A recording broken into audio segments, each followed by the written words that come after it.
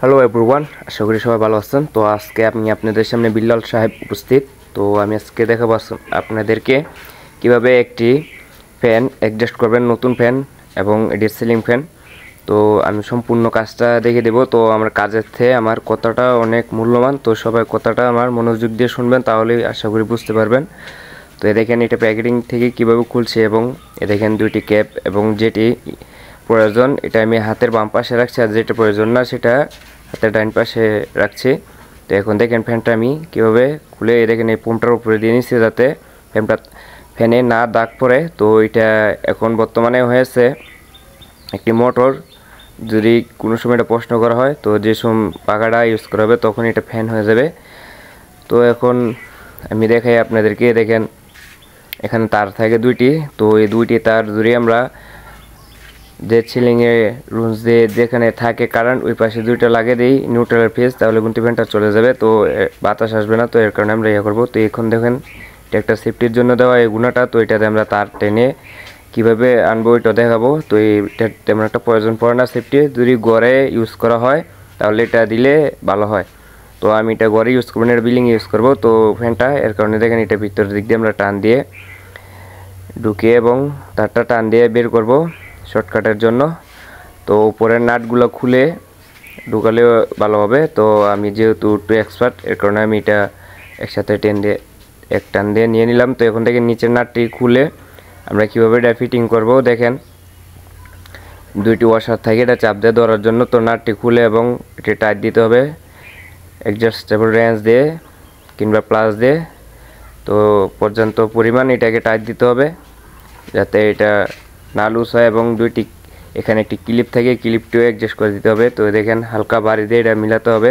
নতুন প্যানে এটা ফ্রি ঢুকবে না, পুরাতন হয়ে গেলে রঙটা যাওয়ার পরে এটা অ্যাডজাস্ট হয়ে যায়। তো এখন দেখেন বাড়ি দিয়ে এটা দেখেন মিল করে নিচ্ছি। তো এখানে ফ্যানের পাখাটি কীভাবে এটি অ্যাডজাস্ট করতে হবে ওই জিনিসটাও খেয়াল রাখতে হবে। অনেক সময় ভুল করে ফেলেন, এর কারণে সমস্যা হয়। তো এখানে হয়েছে দেখেন এইভাবে সেফটিটা পুরোপুরিভাবে টাইট দিয়ে নেবেন। আর এখানে যে পলিথিনটি দেখছেন এটি এভাবে রাখার কারণ হয়েছে দেখেন এখানে দাগ যাতে না পড়ে এবং ফ্যানটার উপর প্রেশার তেমন একটা না পড়ে, কাজ করতে শর্টকাট হবে। এর কারণে আমি এটা পলিথিনের উপরে এবং ফোমটার উপরে রেখেছি। তো পলিথিনটা কেটে দিচ্ছি আপনাদের বোঝানোর ক্ষেত্রে। তো এখন দেখেন ফ্যানের পাখাটি খুলছি, তিনটি পাখা থাকে ফ্যানের। তো ফ্যানের পাখাটি কীভাবে অ্যাডজাস্ট করবো দেখাবো আমি আপনাদেরকে। তো এই দেখেন এই সিলিং ফ্যানটা এটাতে দুইটি করে নাট থাকে জোড়া জোড়া, এই পাশে দিয়ে আপনি তারা অ্যাডজাস্ট করে দেবেন। তো দুইটি করে 6টি থাকে, আরেকটি থাকে সিঙ্গেল করে ওই পাশে লাগাবেন না। তো এটিতে অসার থাকে, অসার এই দেখেন দুইটি করে 6টি থাকে। তো এই পাশে দেখেন এই নাটটি খুলছি, অসার থাকে, অসারটি এবং আপনার হাতে নিয়ে নেবেন একটি লোহার গোল চিহ্ন অসার থাকে। তো এই অসারটি হাতে নেবেন, আর এটা দেখেন এটা নিচের দিক রেখে দেবেন। এটাও একটা অসার, পলিথিন হোক আর যাই হোক, এটা এখানে রেখে নিচের দিক রেখে দেখেন ফ্যানের পাখাটা এটা একটা বাস এভাবে রেখে অসারটা দিয়ে এরপরে নাটটা হালকা লুজ দিয়ে এবং ওই পাশের নাটটাও অ্যাডজাস্ট করে দেবেন। এই দেখেন অসারটা দিয়ে এরপরে আমরা নাটটা অ্যাডজাস্ট করছি। তো নিচে একটি উপরে একটি থাকে, নিচেরটি থাকে হয় রাবারের কিংবা কাগজের থাকে, আর উপরেরটি থাকে লোহার। তো উপরেরটি দেওয়ার পরে অ্যাডজাস্ট করবেন, আর নিচে লোহারটা দিবেন না, নাহলে ফ্যানের পাখাটা লুজ হয়ে যাবে। আর ফ্যানের উল্টা বাও হয়েছে দেখেন, আমি একটু পরে দেখাবো ফ্যানের উল্টা বাউটা, যে পাখাটা কীভাবে বাউ অ্যাডজাস্ট বুঝতে পারবেন। তো তারা যদি এটা হাতে নিয়ে বুঝতে পারবেন। তো আমি এরপরও আমি আপনাদেরকে দেখাই ফ্যানের উল্টা বাউ কীভাবে বুঝবেন পাখাটা। দেখেন এই ফ্যানের সামনের পাখাটা দেখেন উপরের সাইড দেখেন নাচ সিস্টেম আছে, নিচের সাইড কিন্তু তেমন একটা নাচ সিস্টেম নাই।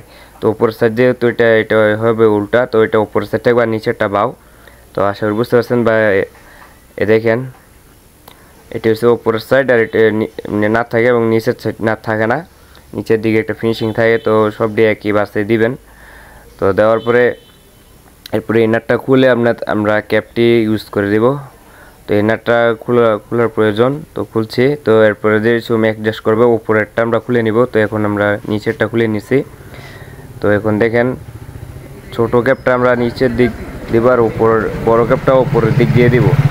ছোট ক্যাপটা নিচের দিক দিব, উপরটা বড়টা উপরের দিক দিব। বড়টা উপরে দেওয়ার কারণ হয়েছে যে সিলিং রুজটা একসাথে যাতে না বোঝা যায় উপরের দিক থাকলে। তো এটা যে সময় অ্যাডজাস্ট করবো ওই সময় দেখলে বুঝতে পারবেন জিনিসটা। তো এখানে এটা উল্টিয়ে দিবেন, একটা বাও একটা উল্টিয়ে দিবেন, যাতে উপরের দিক যাতা দিলে এটা উপরের দিক চাপিয়ে দিলে যাতে আর কোনো তারগুলো না দেখা যায় এবং বিচ্ছিন্ন মনে করেন একটু কাটসা দেখা যায় বা একটু সমস্যা দেখা যায়, দেখতে সুন্দর দেখা যায় না, এর কারণে এটা ফিট করা হয়। তো অনেক ফ্যানে থাকে আবার অনেক ফ্যানে থাকে না, জিজ্ঞেস করে নেবেন কেনার সময়, দুইটি থাকেনি কভার। তো এখন দেখেন নাটে আমরা টাইট দিয়ে ওয়াশারটি দিয়ে দিব, পুরো টাইট দিতে হবে। এই জায়গায় কোনো অলস করলে হবে না, অলস করলেই মনে করেন সমস্যা হয়ে যাবে, ফ্যান পড়ে যেতে পারে। ভালো করে টাইট দিতে হবে, আর যদি ভালো করে টাইট না দেন ফ্যানটা মনে করেন চরকির মতন খালি ঘুরবেই, কিন্তু বাতাস দিবে তো ভালো, কিন্তু ফ্যানটা ঘুরবে, দেখতে একটু খারাপ দেখা যাবে এবং আওয়াজ আসবে। তো এটা ভালো করে টাইট দিয়ে নিলাম এবং উপরেরটাও টাইট দিতে হবে আমরা যে সময় ফিটিং করব। তো খেয়াল করুন, এখনই আমরা এটা উপরের দিক তুলে নিব।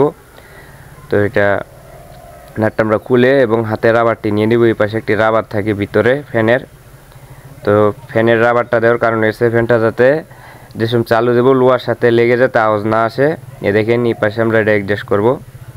তো এ দেখেন রাবারটা এটা ফ্যানের সাথে থাকে। এই রাবারটা দেওয়ার কারণ হয়েছে যে সময় ফ্যানটা আমরা চালু দিব ওই সময় লোহাটা একসাথে লেগে আওয়াজ আসতে পারে এবং আস্তে আস্তে ক্ষয় হতে পারে। তো এটা যদি রাবারটা থাকে ক্ষয় হবে না। তো এই রাবারটা এভাবে দিয়ে দেখেন এটা ঢাকা দিয়ে দিলে মিল হবে।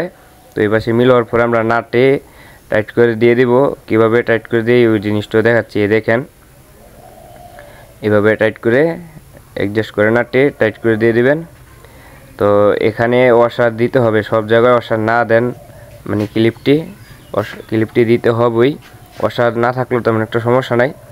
তো এই পাশে দিয়ে ভালো করে টাইট দিবেন যাতে না লুজ হয়, নাহলে ফ্যানটা চরকির মতন ঘুরবে, এদিক সেদিক বাতাস দিবে ঠিকই চরকির মতন ঘুরবে।